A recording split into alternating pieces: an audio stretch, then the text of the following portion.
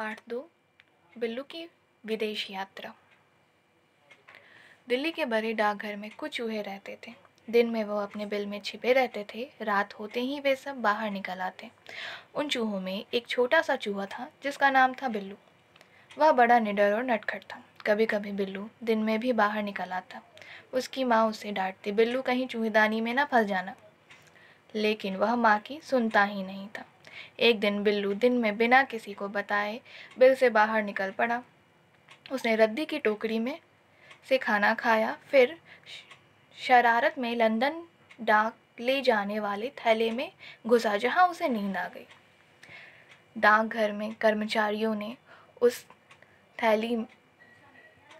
थैली में चिट्ठियां भरकर उसे हवाई अड्डे भेज दिया। बिल्लू की आंखें खुली तो उसने थैली से बाहर आने का प्रयत्न किया, परंतु बेकार। थैली हवाई जहाज से लंदन के डाकघर में जा पहुंचा।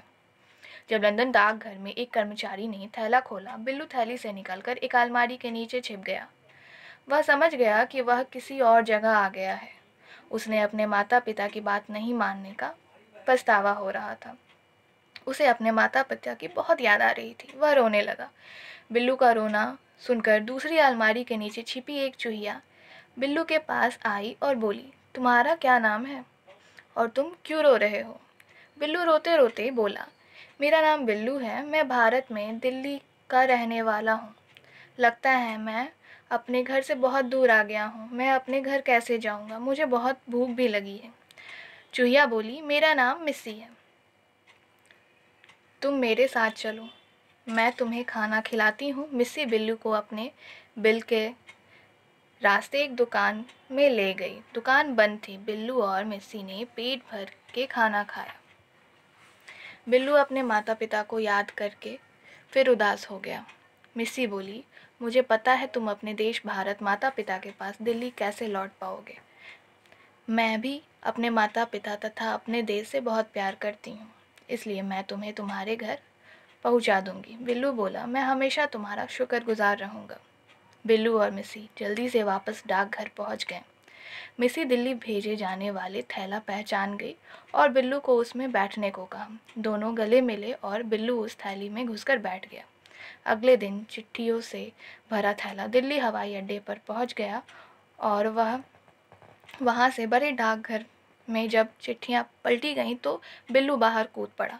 वह एक अलमारी के नीचे छिप गया और थोड़ी देर बाद अपने माता पिता से जा मिला।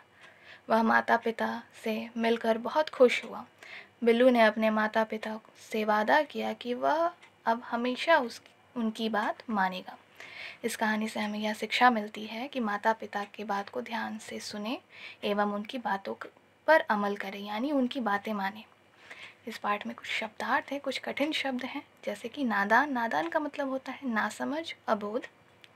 नटखट का मतलब होता है शरारती। शुक्रगुजार का मतलब होता है थैंकफुल, किसी को आभार प्रकट करना। निडर का मतलब जो किसी से ना डरे। कर्मचारी यानी काम करने वाला। इससे रिलेटेड कुछ क्वेश्चंस भी हैं यहाँ। पाठ की समझ। पहला प्रश्न क, बिल्लू लंदन के डाकघर में कैसे पहुँचा? तो इसका उत्तर होगा, बिल्लू लंदन के डाकघर में डाक के झोले में बैठकर पहुँचा। बिल्लू को मिस्सी चूहिया कहाँ मिली? बिल्लू को मिस्सी चूहिया लंदन के एक डाक खाने में मिली।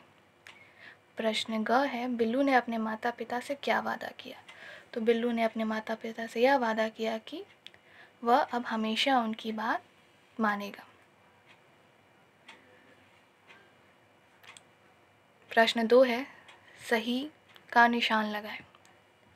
क, बिल्लू डाकघर में रहता था दिल्ली के या लंदन के? उत्तर होगा दिल्ली के। ख, बिल्लू को लंदन में कौन मिला, मिस्सी या सिमी? उत्तर होगा मिस्सी।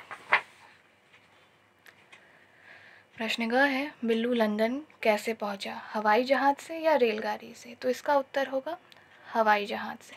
मिस्सी बिल्लू को कहाँ ले गई, घर में या दुकान में? उत्तर है दुकान में।